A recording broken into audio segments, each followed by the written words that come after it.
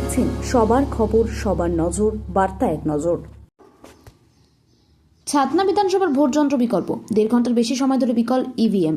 বাঁকুড়া ছাতনা বিধানসভার ভবন গ্রাম পঞ্চায়েতের 8 নম্বর বুথে ইভিএম বিকল হয়ে থাকার অভিযোগ। পরপর দুটি ইভিএম বিকল হয়ে যাওয়ায় নতুন ইভিএম নিয়ে আসা হয়। বর্তমানে শুরু হয়েছে ভোটদান প্রক্রিয়া। সমস্যা ওই যে দাঁড়িয়ে আছে মেশিন খারাপের জন্য। আরো তো 7 থেকে আছে মেশিন গোলমাল, দুটো মেশিন আইলো তাও গোলমাল, ওরা আরো আইলো চালু হলো। এখন ওই তো চলছে তো। হ্যাঁ, আর আমাদের 72 বছর হইতে গেল।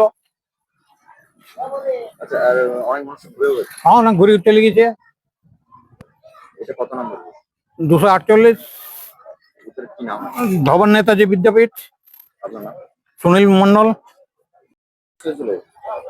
সমস্যা মেশিনের গোলমাল হয়েছিল 1.5 ঘন্টা। আমাদের 8 নম্বর অংশ 248 ধবন নেতাজি বিদ্যাপীঠ, সেখানে অনেকটা সময় নষ্ট হয়ে গেল মানুষের।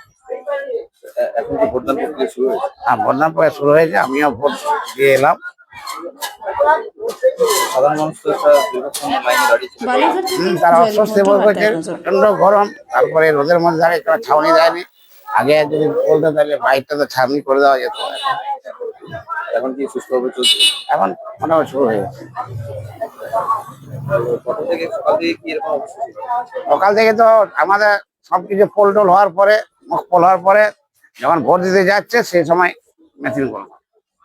আমি আরো রিটার্নিং অফিসার বাঁকুড়াকে জানিয়েছেন, বিডিও সাহেবকে জানিয়েছি। জানানোর পরে ওনারা ব্যবস্থা করলেন, কিন্তু অনেকটা সময় নষ্ট করে দেবে। মানুষ কি ঘুরে গেছে? কিছু কিছু মানুষ ঘুরে গেছে। এবার সেই মানুষগুলোকে ভোট দিতে আসা অনিয়া প্রকাশ করে হয়তো বিকেলবেলা আসবে। আমার নাম স্বপন কুমার মন্ডল, আমি তৃণমূল কংগ্রেসের প্রার্থী। সমস্যা মেশিন খারাপ, আমরা 7টা 20 থেকে দাঁড়িয়ে আছি। লাইন দেওয়ার সত্ত্বেও আমাদের কোনো যে রোদে এত কষ্ট, তা সত্ত্বেও আমাদের কোনো ব্যবস্থা শুরু হয়নি।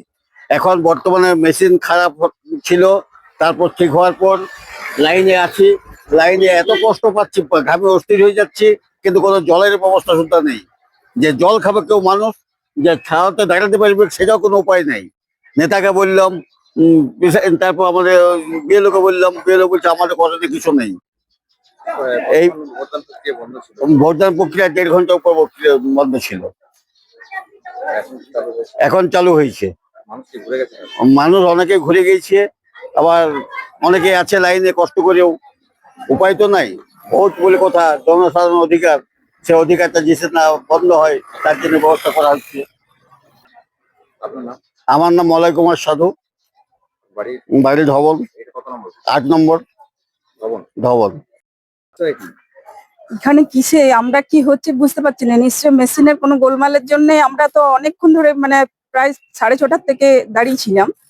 তো তখনও মানে একবার যে বললো যে একটা মেশিন খারাপ করে করে দুটো তার 3টাতে পড়লো।